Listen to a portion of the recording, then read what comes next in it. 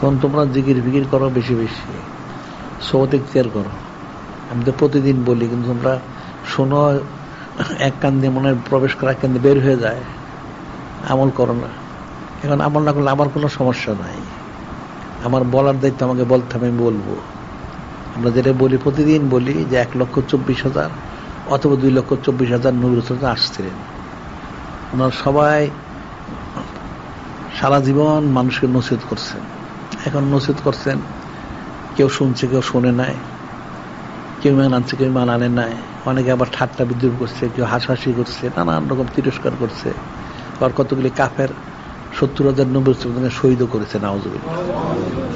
এই জন্য ওরা কিন্তু তালিম বন্ধ করেন নাই, তালিমটা জারি রেখেছেন। তা আমরাও জারি রাখবো, বন্ধ করব না। যদি তোমরা করো আলহামদুলিল্লাহ, না করলে তো আমার আর করার কিছু নাই। বলা অম্মা আলাইনিল্লাল বালাগ, পৌঁছায় দেওয়া হচ্ছে দায়িত্ব। নূরে মুজাসসাম হাবিবুল্লাহ হুজুর পাক সাল্লাল্লাহু আলাইহি ওয়াসাল্লাম, বাল্লিগু আন্নি ওয়ালাউ আয়া, আমার তরফ থেকে একটা যদি আয়াত শরীফ হোক, হাদিস শরীফ একটা জায়েজ যদি শোনো, সেটা পৌঁছায় দিও। পৌঁছায় দেওয়ার দায়িত্ব। বিদায় হজ মোবারকের সময় বলছিলেন, ফালি বাল্লিগু শাহিদুল গায়বা, যারা উপস্থিত আছেন, যারা অনুপস্থিত আছেন, পৌঁছায় দিয়েন, পৌঁছায় দেওয়া। তোমাদের দায়িত্ব হলো পালন করা। আর আমলগুলি সুন্নত মোবারকে করতে হবে, সুন্নত মোবারকে আমলগুলি করবা। ইলমগুলি আমাদের কিতাবাদিগুলি সংগ্রহ করবে। প্রতিদিন আমি বলি, ইলমগুলি হচ্ছে আমাদের কিতাবাদিগুলি পাঠ করবে, আমলগুলি হচ্ছে সুন্নত মোবারকে আমল করতে হবে, জিকির করতে হবে, সোহবত ইখতিয়ার করতে হবে বেশি বেশি।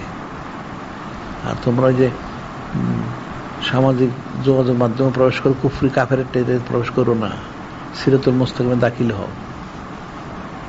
এই কথাটাও তোমাদের মানতে হবে। তোমরা অর্ধেক মানো না, যার জন্য তোমরা ফায়দা লাভ করতে পারো না। আল্লাহ বলছেন, আবার তো মিনুনা বেবাদিল কিতাব তাকুনু বেবাদ, কিতাবের কিছু মানবে, কিছু মানবে না, সেটা হবে না। তাহলে কোনোদিন ফায়দা হাসিল করতে পারবে না। পূর্ণটা দাখিল হতে হবে। উদখুলু ফিস সিলমে কাফা, দিন ইসলাম পরিপূর্ণ দাখিল হোক। হাদিসগুলি সব মানতে হবে।